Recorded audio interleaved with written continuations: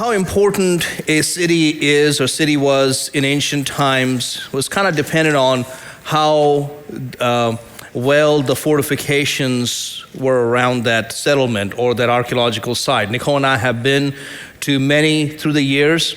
We went to Mycenae. If you know any classical works like Homer's Iliad, Odyssey, we went to Mycenae, Greece, and we saw these massive cyclopean walls. And cyclopean because these stones are so huge that they believe mythologically that Cyclops could probably pick them up. I mean, that's the whole idea behind these cyclopean walls. And each boulder and stone would be as half the size of these pews. And they would stack them on top and of each other, and that the city was impenetrable. And then we also went to places like Megiddo and Dan in Israel, and they had, what remained of these walls. And they had these offset inset walls. So you have the walls, and then you would have these towers that would jut out. And the purpose was to keep the enemy out. The enemy would come to the walls, trying to scale the walls, trying to breach the walls. And of course, the soldiers on the defensive side were throwing things at them or shooting arrows at them. But also these guys in the towers could also attack them from the sides. I mean, the point is, these ancient cities knew how to defend themselves. And the value of a settlement was based on how much they defended it, how many fortifications they put around it.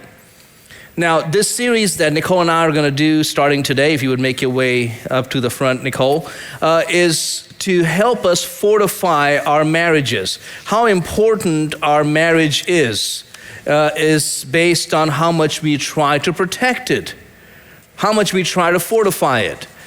And so in this two-part series, we're going to talk about how to keep the enemy out, not allow any breaches, any weaknesses in our marriage. You have your Bibles, go and find Mark chapter 10, verse 7 through 9. Now, typically, I stay in a passage or stay in a verse, but we're going to go in different places. But if you go ahead and get that passage, because that will set the tone for the message coming up. And here's the message. The enemy is always looking. Satan is always looking for breaches and weaknesses to find a way to sneak in, to come into our marriage and to destroy it. He tried that with the very first marriage, Adam and Eve. He tried to split up that couple. So Satan has tried everything possible, and he still does, and without proper fortifications, it is a matter of time. Those are famous last words. Oh, that's not us. It'll never happen to us. We've heard that. I mean, we've been doing ministry, 22 plus years. We've heard people say, oh, that's not going to happen to us. And then it happened. And when it happened, it was so tragic. It was so painful. People many of them never get over the shock. How did that happen to us? Even recently, we heard someone say that, not us. We're not that couple. We're not the ones that you come and talk to. How did that happen? Well, it did. Because you underestimated the enemy. But with God's help, our marriages can withstand any trial, any temptation with God's help. And we're sitting here not because we figured this out, it's because of God's grace, God's help. We are fallen, sinful human beings, and we have made it thus far by His grace. So with that said, let's begin. Mark chapter 10, starting in verse 7. Jesus is saying these words. He says, "For this reason, a man shall leave his father and mother and be joined to his wife, and the two shall become one flesh. So then they are no longer two, but one flesh." Verse 9, "Therefore, what God has joined together, let not man separate." Let not man separate. Now, that statement right there, what God has joined together, let not man separate, is actually the last thing I say before I present a couple at a wedding ceremony. So I'll say something like, by the authority vested in me by the state and in the presence of these assembled witnesses, it is my privilege to pronounce you husband and wife. After that point, nobody listens to anything I'm saying. Nobody, especially the couple. They're ready to kiss. They're already looking at each other like, how long is this thing going on? I'm like, I'm doing this so this will stick. And then I keep talking, and what I'm saying after that point, I pronounce you husband and wife, then I say something like, you have given sacred vows to each other before a holy and righteous God. These vows are never to be broken. What God has joined together, let not man, and I'm a little old-fashioned, I use the old English word, let not man put asunder. Asunder does not mean like put under water, under the grave. Asunder means asunder, the German word. It means let not man break apart. Let no one tear it to pieces. The Greek word behind that let not man separate is actually the word chorizo. The Pharisees asked Jesus, give us some reasons that we can divorce our wives. Apolussai. Jesus doesn't even use the word divorce. Instead, he says, what God has joined together, suzugnemi. Try saying that. Suzugnemi. Balanced, yoked together, connected with each other. What God has balanced each other, do not try to chorizo. Don't try to break apart. The enemy will always try to break apart marriages. So what are those 4 weaknesses? Our time is very short. We'll jump right in. The first one is this: unclear vision. Unclear vision. Would you agree with me that we spend more time planning a beach trip or even a weekend than we do on planning our marriages? What are we going to do? We can make sandwiches so we don't have to go outside, so we can save some money right there. We're going from this to this to this, and then we're going to have a whole hour, honey. We spend so much time planning this. When it comes to something so important as our marriages, very few couples seldom talk about what marriage will look like 5 years, 10 years, 15 years, 20 years from now. No plan. You did it? Now let's try to do the best we can. The husband says, I got to go to work. I got to pay for all this. The wife, if she's also working out, she's like, oh yeah, I have to do the same thing too. And so no time to ask the question, what will we look like? And what will it take to get there? Many of you have made it by God's grace, and you haven't done this visioning and planning, and that's okay. But maybe you are here today because the Holy Spirit knows that the enemy has you in his crosshairs and you need this message. So don't ever think, oh yeah, we didn't do this. I know this is all pop psychology and all that stuff, but we don't need this kind of stuff. Maybe you do because God brought you here today. And what we're talking about here is something that the Bible talks about often: the art of growing old together. Being with the spouse God has given to you and growing. Now, she's not going to grow. I'm going to be growing old. She'll stay where she is, together. Now, I know this message may be tough for some of you because maybe you lost your spouse. I know there was a pastor friend of mine here Saturday nights. He comes every Saturday night and then he preaches at his church Sunday mornings. And he lost his wife recently, and it was tough for him. I could just see him, and he had tears in his eyes. On the way out, he said, and he has been in ministry longer than I have. He said, I wish I knew some of these things back in the day, but I think I loved my wife the best I could. I said, I think you did too. So this may be a tough message if you lost your wife, or it may be a tough message because your first marriage did not work out, or the second or the third, or wherever you are. The point is this: make this marriage, the marriage that you're in, the covenant marriage God wants you to have. So our purpose is not to just remove the scab and make you feel worse. No, the goal is to help you realize how to grow old together, how to have this clear vision. In Ecclesiastes 9:9, listen to what Solomon says. And I know Solomon messed up, but this book is written by God. Ultimately, God is the author. But listen to Solomon in Ecclesiastes 9:9. He says, live joyfully with the wife whom you love all the days of your vain life. Now that seems kind of odd. Vain life? What he's saying is, life sometimes becomes meaningless. You get up, you do the same things, you go to bed. You get up, you do the same things, go to bed. It becomes purposeless. Why am I doing all this? What is happening? Where are we headed? But then he says, live joyfully with the wife whom you love all the days of your life, your vain life, which he has given you under the sun, all your days of vanity, for that is your portion in life and in the labor which you perform under the sun. Meaning, life can be meaningless and vain at times, but if you have someone to spend life with, if you have someone to grow old with, if you have someone to go through the different seasons in life, life is bearable. In fact, life can even be enjoyable. It can be fun. What happens when you don't have that someone? What happens when you lose that someone? What happens when someone goes astray? Well, Proverbs 5, again, this is Solomon telling us. By the way, who wrote this book? I need to hear this. The last service did a poor job. Who ultimately wrote this book? Well, y'all are doing the same thing. I'm just a horrible teacher.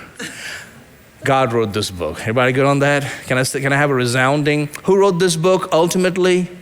God wrote this book. Y'all did better there. All right, verse 18. There's a reason for this. Let your fountain be blessed and rejoice with the wife of your youth. As a loving deer and a graceful doe, let her breast satisfy you at all times. Don't shoot the messenger, it's in the Bible. And always be enraptured with her love. I know some of y'all felt a cold sweat. That's you. You probably have more embarrassment than God does. God made sex. We could not in a million years have thought of sex. He came up with it. And he gave it as a gift. And because the church said, we're not going to talk about this, not in church. The world says, no problem, we'll handle it. Our movies, our social media, our apps, we'll take care of this. We have porn. Come to us, we'll teach you about sex. And young people go there, and then they have trouble in marriage, they have problems, and because the expectations are so unrealistic and evil, because the church hasn't done their job. But listen to what he says. He says, always be enraptured with her love. Verse 20, for why should you, my son, be enraptured by an immoral woman and be embraced in the arms of a seductress? For the ways of man are before the eyes of the Lord, and he ponders all his paths. His own iniquities entrap the wicked man, and he is caught in the cords of his sin. He shall die for lack of instruction, and in the greatness of his folly he shall go astray. So, unclear vision. If you don't have a vision of your marriage, we have one. We've had one ever since the beginning, and we haven't had a perfect marriage. We've had tough times, emotional struggles, spiritual struggles, financial struggles, physical struggles. We've gone through a lot of stuff. But it's by God's grace we're sitting here because we had a vision. No, we cannot go down that road. If we go down that road, we won't achieve the portrait we have for life. What is our portrait? That at the end of life, we're together, all our kids and grandkids are there, and then to look at each other and go, wow, we made it. By God's grace, we made it. So have temptations come? Have problems come? Yes. But it's that vision that kept us from getting caught in the cords of sin. Yeah, we can take a bite of that apple. Yeah, we can flirt and mess around, but we're going to lose that portrait. We can't do that. And this may be tough for some of you who did do that, and you have gone astray. But the purpose of this message is to help you make it right now. Do it right this time around. And by the way, it is more than just, we're going to finish well. It's great when you don't have to go through separation and divorce and all that stuff. God hates it when couples split apart. How do we know that? Listen to Malachi 2:13. And this is the second thing you do. This is the prophet speaking to the people. He said, this is the second thing you do. You cover the altar of the Lord with tears, with weeping and crying, so he does not regard the offering anymore, nor receive it with goodwill from your hand. Yet you say, for what reason? Why is God not answering my prayers? I told God I'm sorry and I messed up in life and I'm crying. For what reason? Because the Lord has been witness between you and the wife of your youth, with whom you have dealt treacherously. Yet she is your companion. She is your wife by covenant. But did he not make them one, having a remnant of the spirit? And why one? He seeks godly offspring. Therefore take heed to your spirit, and let none deal treacherously with the wife of his youth. For the Lord God of Israel says that he hates divorce. He hates divorce. Did you know that? I know some of y'all are thinking, wow, this is the day I chose to go to church, because I've been through divorce. Again, the purpose is not to just cause more grief. The purpose is to help you realize the truth and then make this the right one. For it covers one's garments with violence, says the Lord of hosts. Therefore take heed to your spirit that you do not deal treacherously. The point is this: seek God's forgiveness. Have that vision. What is it that you want life to look like? And by God's grace, God's help, you reach that vision. Like Abidan said, our goal in our marriage is to finish well as husband and wife. Our goal is to one day be sitting at the table with our kids and their spouses and our grandchildren, and know that it is by God's grace that we are sitting here and that our life is full. That is what our goal is, and it's easy to get distracted from the enemy if you don't have a clear vision for your marriage. So Abidan talked about unclear vision. So now I'm going to actually talk about unresolved issues.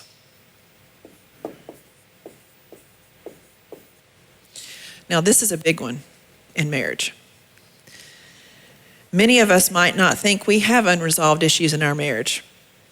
I want you to take a minute and look at your spouse and then tell me, do you have unresolved issues in your marriage?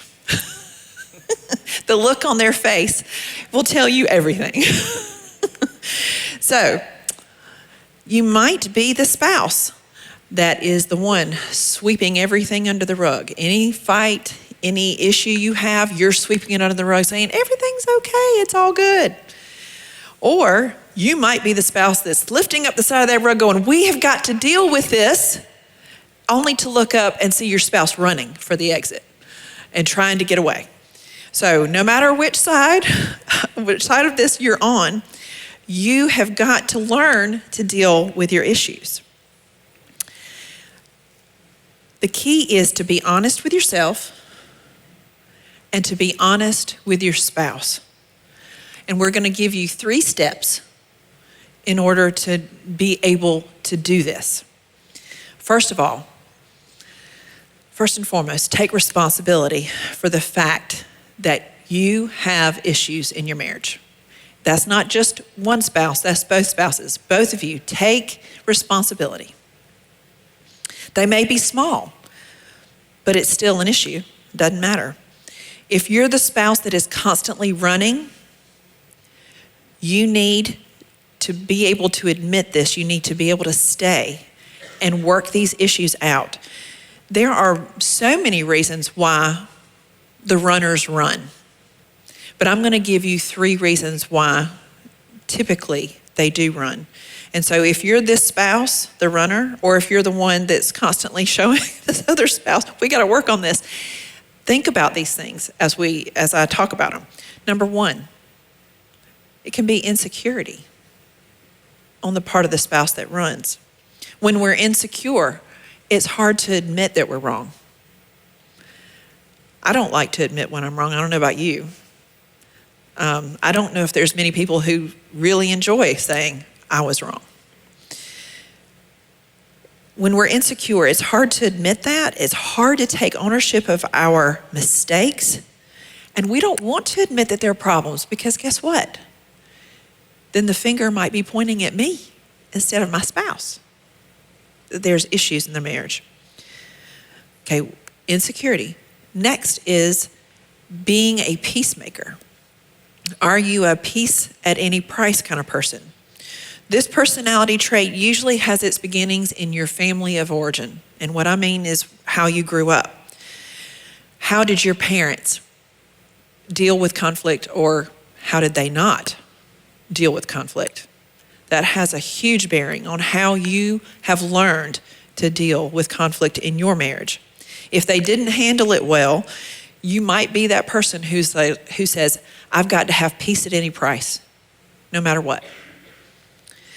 Or maybe you just don't even know how to handle conflict at all. Maybe you shut down. And the last one I feel is pretty big because this encompasses a lot. It's fear.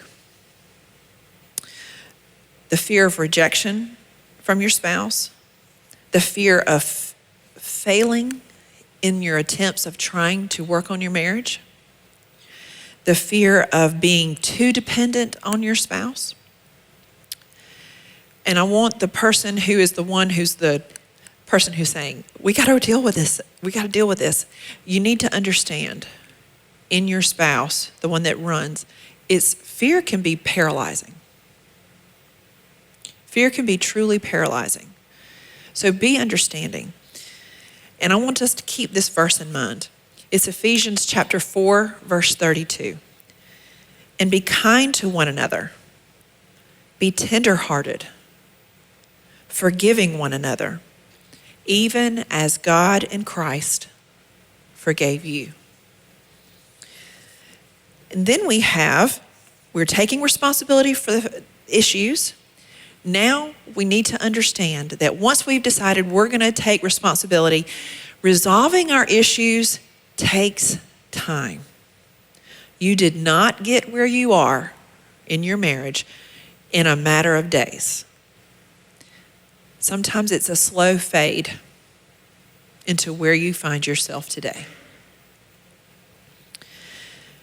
Consider tackling one issue a month if you have more than just one, which I think we all do.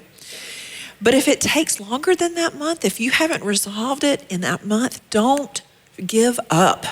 Do not give up, especially when your spouse, the one that's the runner, especially when they are still willing to stay and to continue to work on it. They've really made huge strides. Don't allow distractions. When you start working on these issues, don't allow distractions to come in. Be present in working out the issues in your marriage. What do I mean by that? What about setting some ground rules? Maybe no phones in the room. Put your phones in another room because phones are definitely a distraction when you're trying to discuss issues in your marriage. No TV. I know for this one right here, TV is a distraction. So many times we go to restaurants and there's a TV over my shoulder and I can tell he's not looking at me. He's watching whatever's on the TV behind me. So maybe no TV, no phones, no computers. Whatever those distractions are, put them away. Be present when you begin to work on your issues. Now here's the kicker. Distractions don't have to actually be these inanimate objects. They can be friends. They can be children. they can be your extended family. You have to have those boundaries. You have to set those boundaries in order to begin to work on your marriage. The point is not that you won't have conflicts or you'll stop having conflict. Conflicts will always be there. Issues will always come up. But to resolve them, to find ways to deal with them is so important, so critical, because if you don't, the enemy knows there is a breach, there is a weakness, and he will come. In 28 or 22 years of ministry, and been married for 28 some years, we have seen couples that we never imagined, not them, that's not going to happen to them, and then it happened. Why? Because on the surface it seemed like everything was good, taken care of, but behind the scenes there were still issues that were not resolved. There was still anger there. Day after day, week after week, things were just left, and the enemy came in. And here's a verse I want to give to you. Ephesians, again, going back to the same book, chapter 4, verse 26, be angry and do not sin. Be angry, but do not sin. Anger is normal. There'll be times you'll be frustrated with each other, but do not sin. How does that happen? Do not let the sun go down on your wrath. And I know there are times that we did allow that to happen. We're like, you know what? I'm mad at you, or she's mad at me, or whatever. We're not going to talk about this.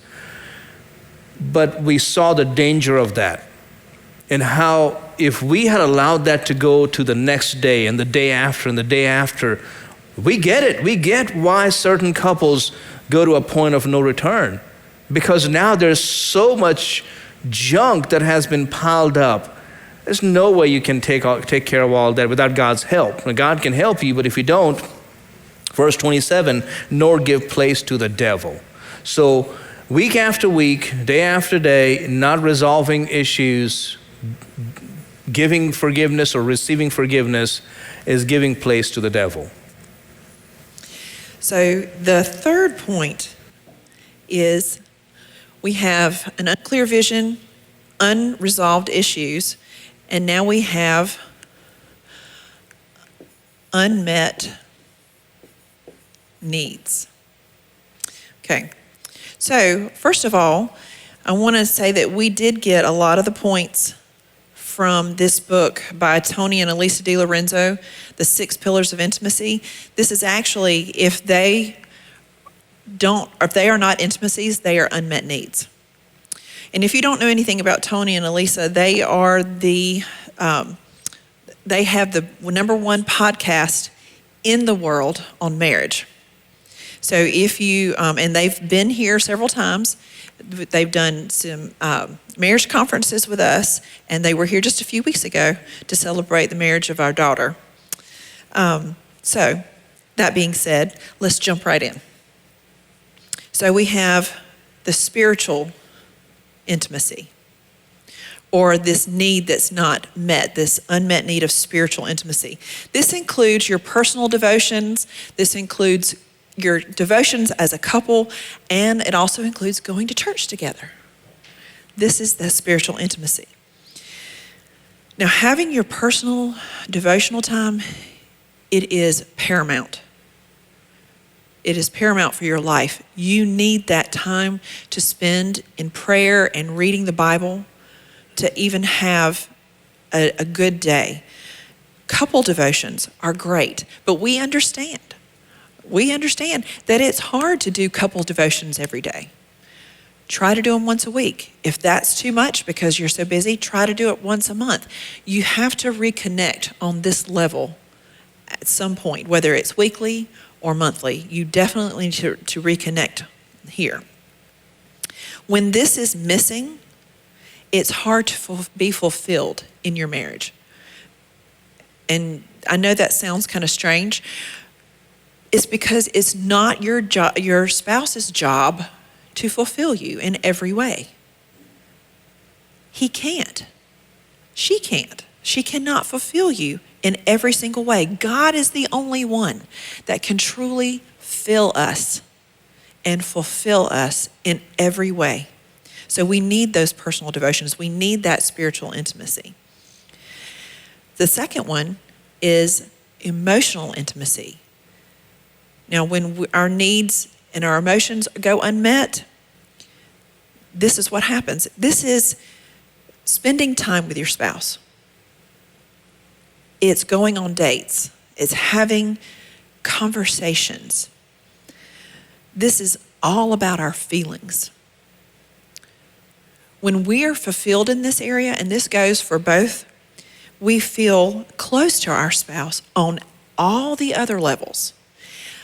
What you're going to find is in these 6 intimacies, they're all tied together, not just one, they're all intricately tied together. This promotes a feeling of security in both spouses. And as we were working on this yesterday, I said, when I feel emotionally close to you, I feel secure. So that's a woman's point of view. So what is a man's point of view? How do you feel when you're emotionally close to me? How does a man feel? And he thought about it for a second. He said, I feel secure too. So it's both sides. We both feel secure when that emotional need is met. When this is missing, there's a feeling of isolation. Now, we talked about in several series ago, we talked about that, how we will, as human beings, we will drift towards isolation in marriage. But we have to continue to work to stay close to each other in all these different ways. Number 3 is one of those that you think, how is this possible and why does this even matter? It matters. Financial intimacy, being close to your spouse, understanding your finances together. This means that you're on the same page when it comes to your finances. This can be very difficult because money is a very touchy subject in marriage. It comes down to the issue of authority. My spouse is telling me how I can and cannot spend my money, our money, however you want to term it. But that's really hard to have someone tell you, don't spend that money, or you need to spend it this way. It's very difficult. So if this intimacy is missing, if you don't have financial intimacy, if you're not on the same page, this seeps into every other area of your marriage. Think about it. If you are under a lot of debt to the point that it is so, all that's on your mind is we're going to lose our house, we're going to lose the car, whatever the issues are, whatever that debt is, it's hard to be emotionally and physically close when you have all of that worry of how are we going to meet our bills. The 4th one is recreational intimacy. This is actually going and doing things with your spouse. This kind of ties in with the emotional intimacy. This can be dates, this can be tasks around the house, like if husband and wife like to clean together, or if you like to do like revamping projects around the house, like redoing a bathroom or whatever. If you like doing that together, that can be the recreational intimacy. It can be hiking or camping, I don't know. Any of those types of things, doing things together. This could be, and I thought this was interesting, that you could introduce your spouse to one of your hobbies. And maybe y'all would enjoy doing that together. But the key is that if you introduce them to one of your hobbies, then you have to be present when they introduce you to their hobby. It has to be, taking turns, give and take. So if this is missing, then our spouse can sometimes feel like we don't spend time with them anymore. I want to ask you a question. You think, well, I don't think this really matters. I don't think that's true. Has there been a time at all in your marriage, any point in time, where your spouse has looked at you and said, you don't spend time with me anymore? That's a telltale sign that this particular intimacy is missing in your marriage. The 5th one is physical intimacy. Now, this is different than sexual intimacy. This is hugs and kisses and actual physical touch that doesn't lead to sex. We are made for human touch. We all know the stories we've seen about babies who were in orphanages overseas and they did not have human touch, and the issues that they have growing up of mental issues and all these things because they didn't receive the human touch. We need that. It is vital. So what kind of physical touch does your spouse like? What kind of physical touch do you like? This requires communication. And I know that sounds really awkward right now to say, I want you to put your arm around me. I want you to hold my hand. I want you to give me a hug. Well, if he loves me, then he should know that. He's not a mind reader. You have to tell him. Men, you have to tell your wives, she cannot read your mind. If you want her to hug you, if you want her to kiss you, you have to tell her. And I know this is awkward at first, but the more you do it, the easier it will become. And I want to also point out, if this is missing, now this is especially for wives, we may always think that our husbands only touch us when they want sex.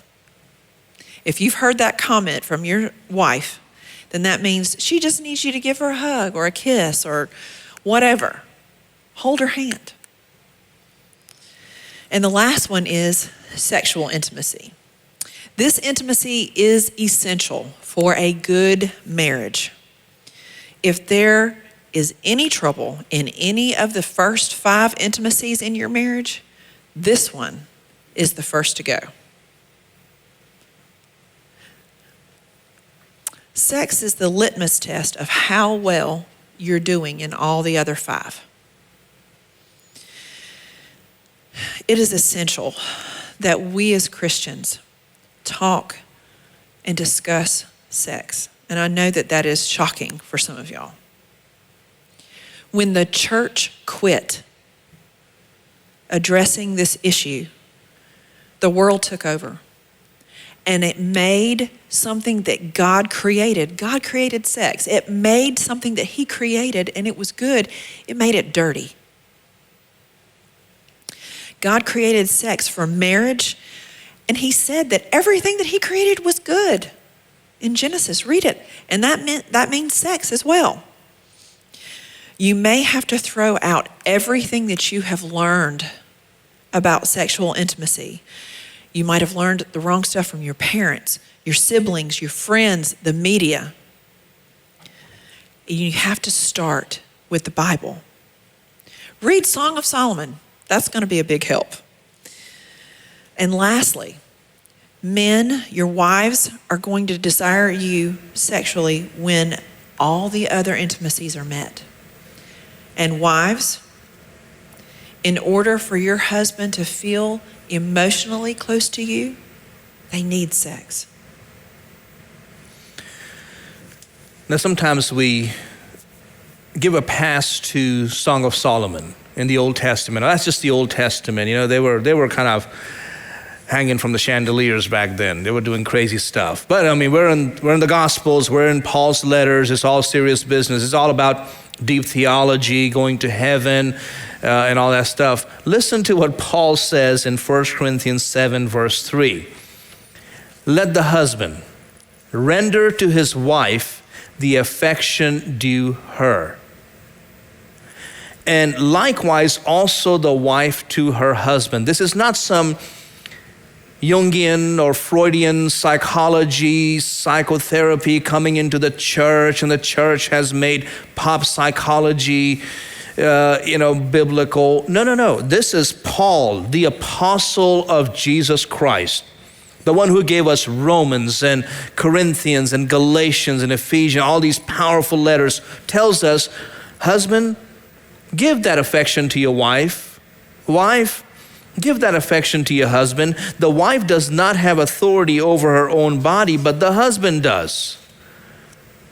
But just when you think, yeah, I'm sure, because it's all patriarchal culture, right?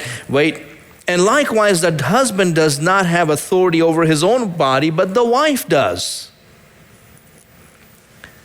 Do not deprive one another except with consent for a time, that you may give yourselves to fasting and prayer. Do not deprive each other for sex, unless you are fasting and praying, and come together again, so that Satan does not tempt you because of your lack of self-control.